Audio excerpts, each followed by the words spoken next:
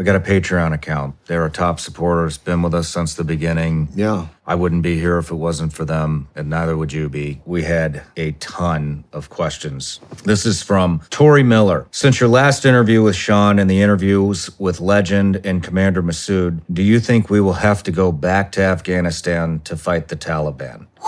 If so, do you believe since our botched withdrawal that our relationship with partner forces and other tribes are now strained? Man, I thought this was a great question because we've talked two-part about question, this. right? That's a great question. So yes, I do think that we will have to go back. My logic behind it is that the reemergence of international terrorism out of that safe haven is so profound. Everything that we're seeing from multiple very credible sources is saying that it's not a matter of if, it's a matter of when. They are in such advanced stages that those operatives are already here. They're operating at a whole different level now. The enemy has a vote. They want us to respond. We may be done with Afghanistan, but they're not done with us. What you can bet on is that they are going to outdo the last attack, and they are going to do it at such a level of emotional impact that we will have no choice but to respond, because it's going to take us into a sympathetic state of retribution. And there will be outcries for payback. And all of these folks that have written checks to the Taliban and done all these ill-advised policy moves, they'll just skulk back into the shadows. They'll disappear. And the Budweiser commercials will hit again. The country music songs, the yellow ribbons will come out, except this time it'll be my kid, maybe yours, on C-17s. I think it'll be sooner than when yours would be ready to go, but it certainly could be mine. And I think that they will go. Whether it's ISIS-K, whether it's the Al-Qaeda, the thing that we know is they love to outdo the last attack. Mm-hmm. They're not going to be casual about the next one. They're going to make it a point to make it bigger and more spectacular and more paralyzing than the last one. 9/11 was a $500,000 budget. Now the government has come out and publicly said that they have accidentally given them $239 million. We know it's more than that. Yeah. We know it's 40 to 87 million a week. Absolutely. Even if it was just $239 million.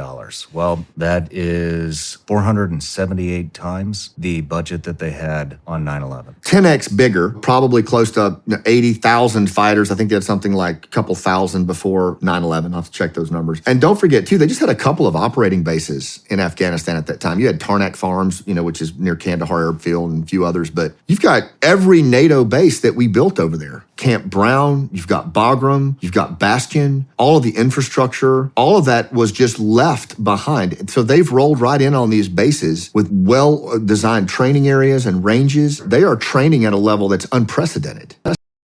We walked away from 30,000 commandos. We abandoned 98% of our human intelligence and just left it behind. And then we decided that we would deal with the Taliban as a legitimate state actor. And we would pay them humanitarian resources and counter-terror dollars to go after ISIS, because somehow we feel like they can actually target them and they're at odds. And then these veterans groups from all over the country, hundreds of them, we were talking to Afghan commandos and special forces members who had nowhere else to go. And these veterans, Shawn, they never hung up the phone. I believe the GWAT generation, specific veterans and intelligence pros in that generation, have more high-fidelity information about what's coming to the homeland than our own government. So when you have people like Sarah Adams, her network in that country is amazing. And the people that she's talking to are normally the people who'd be talking to three-letter agencies. But guess what? They don't trust those three-letter agencies at all. And those three-letter agencies and our administration clearly is not interested.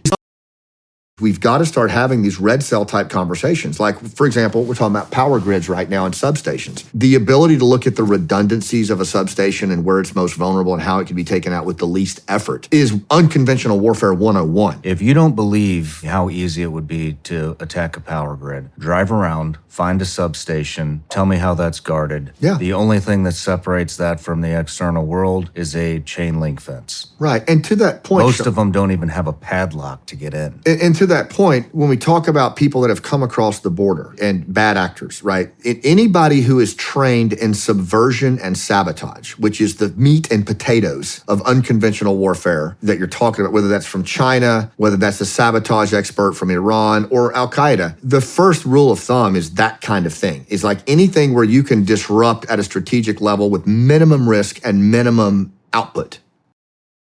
If you zoom in even closer, you look at what some of the other organizations are doing that are infiltrating the country right now, the cartel. These people aren't stupid. If you look at what cartel has done, they're not just setting up little base camps here and there to run drug operations. They are embedding into our politics. They are embedding into local politics, state politics, federal politics, police stations. Their web is just growing. Then you look at China. China also infiltrating into our country. Spies are sleeping with our politicians. There's no repercussions for that. They're also embedding into our politics. They're buying up our land. They're buying up real estate. You go to California, you see real estate signs all in Chinese. And so Taliban's going to be taking notes.